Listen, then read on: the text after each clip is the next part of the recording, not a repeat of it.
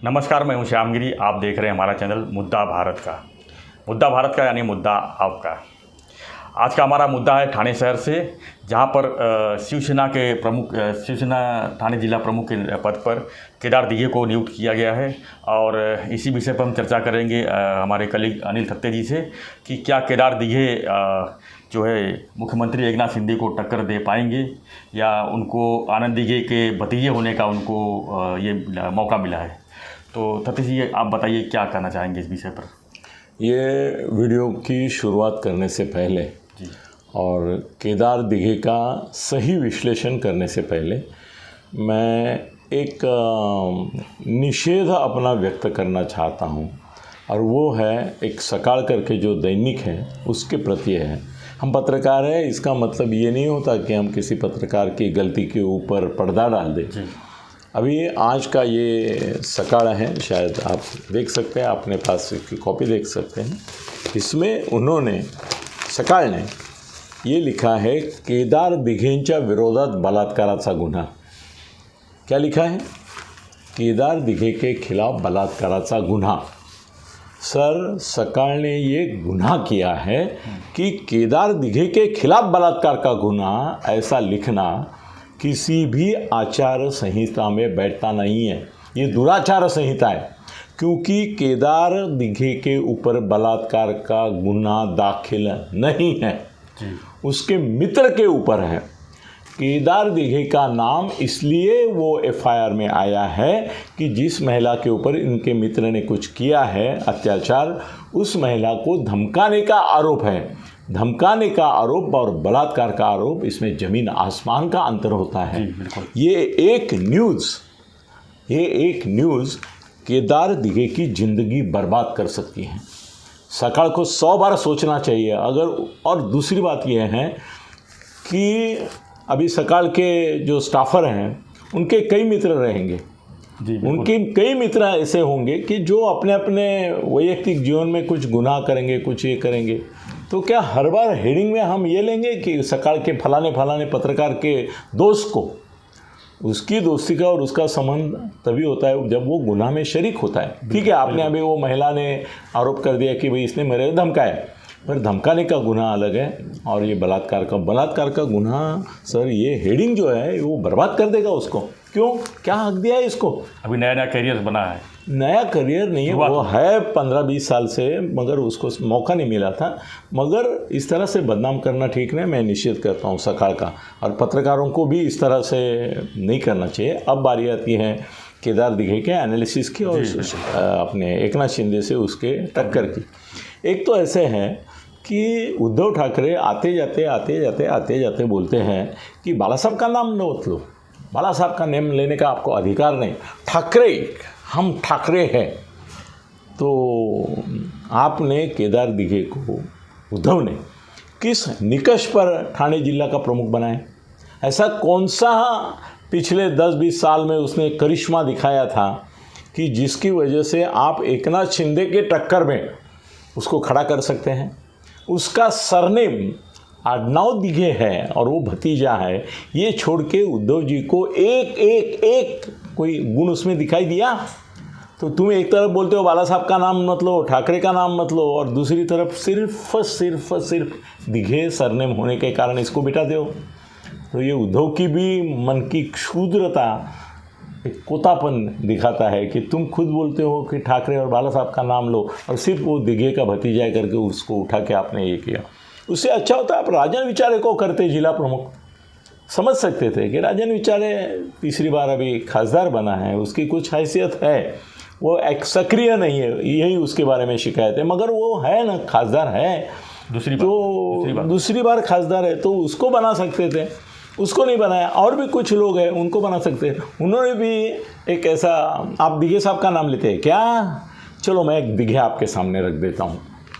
ऐसा दिघे के नाम से और अडनाव उसका होने से उसको कोई बल मिलता है, ऐसा नहीं। अगर दिघे नाम से बल मिलता होगा तो पिछले 15 साल से उद्धव ने कभी उसको उठाया नहीं।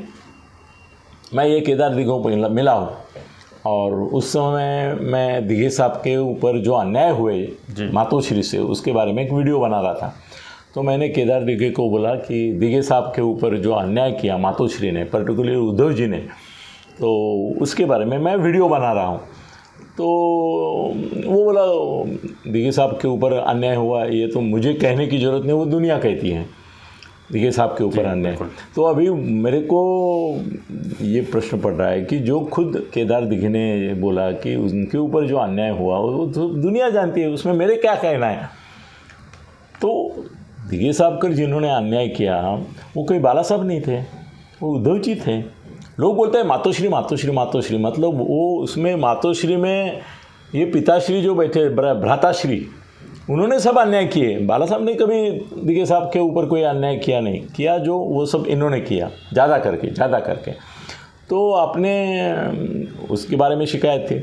उस समय मुझे पहली बार पता चला कि इसके मन में, केदार दिघे के मन में सबसे ज़्यादा द्वेष भावना, सबसे ज़्यादा गुस्सा, फ्रस्ट्रेशन अगर किसके बारे में है तो वो एकनाथ शिंदे के बारे में है। क्योंकि केदार दिघे ने मुझे बताया कि मुझे युवा सेना का ये ग्रामीण जो है जी, इसका प्रमुख बनाने के बाद मैं जब थाने डिस्ट्रिक्ट में घूमने लगा, मेला वे लेने लगा, अलग अलग जगह लोगों को मिलने लगा, तो मुझे एकनाथ जी ने रोका और बोला तेरे काम जो है वो थाना में कर, थाना के बाहर घूमने की तेरे को ज़रूरत नहीं। वो बोले मैं पूरे थाना डिस्ट्रिक्ट, बाद में पूरे महाराष्ट्र में युवा नेता बनना चाहता था और मेरा ख्वाब था वो, तो इनकी वजह से नहीं हुआ। तो मैंने उसी समय उसको पूछा कि ठीक है शिंदे साहब थाना प्रमुख करके तेरे को बोले, तो तू अगर दिघे हैं तो तू बाला साहब के पास या तो उद्धव के पास क्यों नहीं गए? वहाँ जाके तू न्याय मांग सकता था कि भाई मैं चाहता हूँ पूरे सब जगह जाना और मुझे जाने नहीं दे रहे, मुझे रोका जा रहा है। हाँ रोका जा रहा है। तो वो इनको शिंदे साहब को बोलते हैं अरे इसको मौका दो, इसको जाने दो, एक अपना दिघे साहब का भतीजा है, इसके लिए जाने दो। वो बोले, उस समय केदार दिघे मुझे बोला कि सर ये नहीं सुनते तो वो क्या सुनेंगे, वहाँ हमको कहाँ जगह मिलेगा, कहाँ हमारी बात सुनी जाएगी। तो बोले वहाँ जाने से कोई फ़ायदा नहीं। वैसे मैंने कोशिश की, एक दो बार मैं जाकर मिला भी, शिकायत भी की, मगर उन्होंने मुझे उस समय बोला कि थाने डिस्ट्रिक्ट हमने एकनाथ शिंदे के ऊपर सौंप दिया है, तो उसमें हम इंटरफेयर नहीं करेंगे। अभी वही उद्धव इसको आगे लिए। अब दूसरी बात यह है कि एकनाथ शिंदे इतने ताकतवर नेता हैं, आज उनकी तुलना फडणवीस से की जा सकती है, उनकी तुलना शरद पवार से की जा सकती है, उनकी तुलना ये तुम्हारा नाना पटोले या बाला साहब थोरात या अशोक चौहान, उनके लेवल पे की जा सकती है। और इसकी तुलना किसके साथ करेंगे? केदार दिघे की। अपना कोई बच्चा शाखा प्रमुख होता है किसी का, वो अभी पार्थ पवार जो अजीत दादा का बेटा, चलो इसको ज़रा थोड़ा एलिवेशन देते हैं। पार्थ पवार की हैसियत क्या है? वो तो चुनाव लोकसभा का हार गया और शरद पवार ने क्या बोला, अभी बच्चा नहीं है, वो बोले ऐसे बहुत सारे कीड़े मकोड़े होते हैं, उनको हम कीमत नहीं देते हैं हमारे पार्टी में। कौन बोले? शरद पवार साहब बोले। किसके बारे में बोले? पार्थ पवार के बारे में बोले। तो पवार साहब ने जिसको कीड़ो मकोड़ा बोला और बोले ऐसे क्षुद्र लोगों का नाम क्या महत्व देता है, उनके बारे में बोलना नहीं चाहता है, तो वो पार्थ और इसमें क्या फ़र्क है? दोनों की हैसियत उतनी है। और कैसे है कि भाई हाथी को टक्कर देने के लिए आपको हाथी लाना चाहिए था, आपने किसको लाया? एक पिल्ले को लाया। ये क्या मतलब? कभी कभी उद्धव जी भी इतना, मतलब एक पार्टी के नेता होने के बावजूद इतनी छोटी चूहे जैसी बात करते हैं हाथी होते हुए। मेरे को समझ में नहीं आता कि इनको ऐसे कैसा लगा कि दिघे नाम से ही मैं इसको आगे करूं तो कुछ फ़र्क पड़ेगा। नहीं करना चाहिए था उनको। ठीक है, अभी किया है। एकनाथ शिंदे के लिए तो कोई फ़र्क पड़ेगा नहीं। हाथी चलता है अपने गत में, कुत्ता भूखता है भूखवा दो। वो उसको निगलेक्ट करेंगे, उसको जवाब नहीं देंगे, कोई उनका रिएक्शन नहीं देगा। बोलेंगे क्या रिएक्शन देंगे, ये दोनों छोटे हो गए, ये तो छोटा था ही, वो भी क्षुद्र हो गए कि दिघे नाम की वजह से उसको आगे ढकेल दिया। तो कोई मुकाबला नहीं है सर। ये देखो, गब्बर सिंह को गब्बर सिंह बनाने के लिए सामने अमिताभ बच्चन लगता है, अमिताभ बच्चन से गब्बर सिंह फाइट लेता है या गब्बर सिंह से अमिताभ फाइट लेता है, दोनों बड़े हो जाते हैं। ये बड़ा खलनायक हो जाता है, वो बड़ा नायक हो जाता है। अगर गब्बर सिंह के खिलाफ आप मुकरी को खड़ा करेंगे या अमिताभ बच्चन के खिलाफ ये इसके बदले वो ये सन्नाटा क्यों है भाई बोलने वाला वो बूढ़े को आप खड़ा कर देंगे, तो क्या पिक्चर चलेगी? शोले पिक्चर तभी बनी जब इधर गब्बर सिंह था और उधर अमिताभ बच्चन था। ये आपने अमिताभ बच्चन के सामने किसको बच्चे को खड़ा कर दिया? उद्धव जी की भी गलती है और इसने आज एक्सेप्ट किया, ठीक है, वो बेचारा कब से इसमें था कि भाई मेरे को मौका दो, चलो मिल गया मौका। और इसका 0 असर थाना डिस्ट्रिक्ट के पॉलिटिक्स पे पड़ेगा। केदार के बाजू में पक्ष में जो बोलना चाहिए था वो मैंने शुरू में बोला और बड़ी इससे बोला हूँ, एक पेपर के खिलाफ मैं बोला हूँ। तो जहाँ वो सही है वो सही है, जहाँ गलत है वो गलत है। उसको बोलना चाहिए था कि राजन विचारे जैसे खासदार है वो, उसको बनाओ। और भी है ना कि पूरे थाना डिस्ट्रिक्ट में कोई रहा नहीं, राजन विचारे के डायरेक्ट एकदम केदार दिखे, बीच में कोई है ही नहीं, इनके साथ कोई नहीं है। क्या बात है, उद्धव को कोई दिखाई नहीं दे रहा है, नहीं है उसके साथ। इसका ये अपयश है उसका कि इसको बनाना पड़ा, तो ये कोई टक्कर नहीं होगी।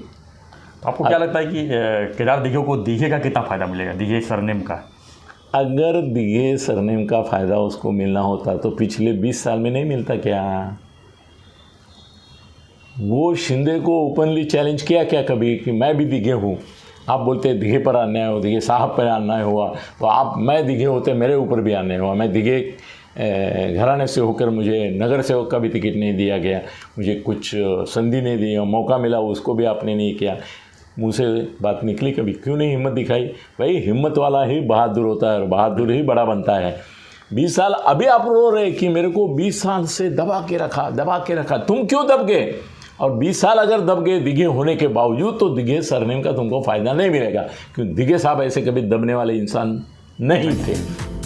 धन्यवाद सत्य जी। तो कुछ नहीं, सत्य जी का कहना है कि केदार दिघे को दिघे सरनेम का फ़ायदा बहुत पहले मिल जाना चाहिए था, जो अब दूसरे एपिसोड में ट्रायल के लिए उनको रखा गया है कि दिघे सरकार कितना नहीं इनको ये पागलपन है इसका ऊपर वाले का। उसको समझ में नहीं आया, वो पकड़ा गया है, समझ में नहीं आ रहा है कि अभी किसको करूँ, कोई दिखाई नहीं दे रहा है। जो दिखाया गया तू बन। वो पूरा मिलिट्री भाग जाता है किसी हुकुम शाह का, तानाशाह का, तो वो जो बाजार बुनगे मिलते हैं मराठी में बोलते हैं उनको पकड़ के बोलता है सैनिक बनो। ऐसा चल रहा है ये, वही दिघे बिघे का ये नहीं है इससे। धन्यवाद सत्य जी। तो आपको हमारा वीडियो कैसा लगा हमें जरूर कमेंट बॉक्स में बताएं, और वीडियो पसंद है लाइक शेयर सब्सक्राइब जरूर करें। धन्यवाद।